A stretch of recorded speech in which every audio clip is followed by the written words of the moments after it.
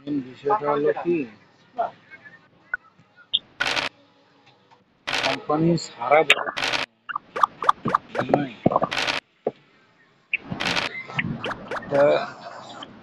Position না পেলেও যাওয়া হবে না, আবার বেতনের দিকটাও দেখতে হবে।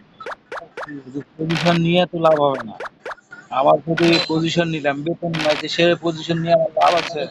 যেমন এই যে খলিল ভাই, খলিল ভাই কিন্তু ভালো অবস্থায় আছে। খলিল ভাই কোথায় আছে? জেনারেলে ও জেনারেলে। জেনারেলে জেনারেলে কিন্তু প্রোডাক্টটা খুব ভালো। ইনস্টিটিউটেও যা আছে।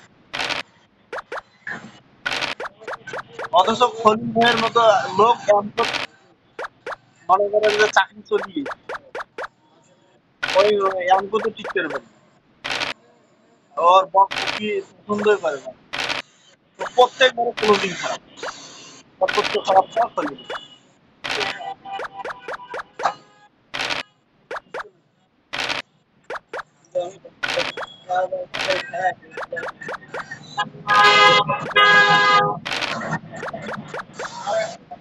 ওই খলিল বাইনচোদের পছন্দ মনে হয় কি কথাটা। এই বাইনচোদের ও তখন বায়ার থেকে, বায়ার থেকে না, অটো থেকে আসছে সেমপুর, হ্যাঁ। আর আমি বায়ার থেকে গেছি ক্যাম্পিং হয়েছে। আমি ওই সত্য কথা, ওই ইয়েতে ছোট মাছ খাই না হোটেলে, কারণ এই পেটা টেটা ফেলায় না, ইয়ে করে আমার খারাপ লাগে। তা আমি না খুলি বলছি ভাত খাওয়ার সময়। তা আমার অফিসে তো না, এই যে ইয়ে ছিল আমার অফিসে, রেজাল্ট বুঝছেন।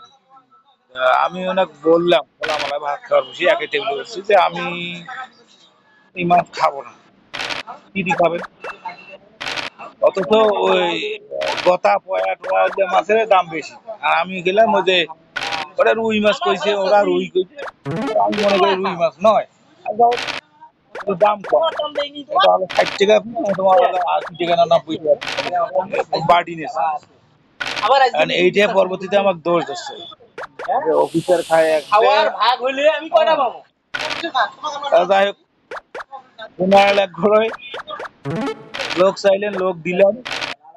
কথা হইছে এখন যাই হারবে সেটা খাওয়া, না খাওয়াইতে খাওয়া। উনি নাগেশ্বরী ঢুকছেন, তখন আর একটা মিনিট ফোন দেন, ঢুকতে রাস্তায় থাকে মুখোমুখি, উনি যাচ্ছে, আমি আমি ঢুকতেছি, তোমার ম্যাচ পার হয়ে যাবে ওই ব্রিজ করে খাওয়া খাওয়া হলে তুই।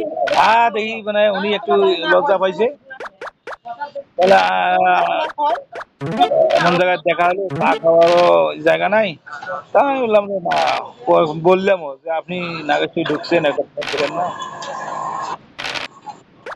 ওই থেকে আর আমি যোগাযোগ করিনি।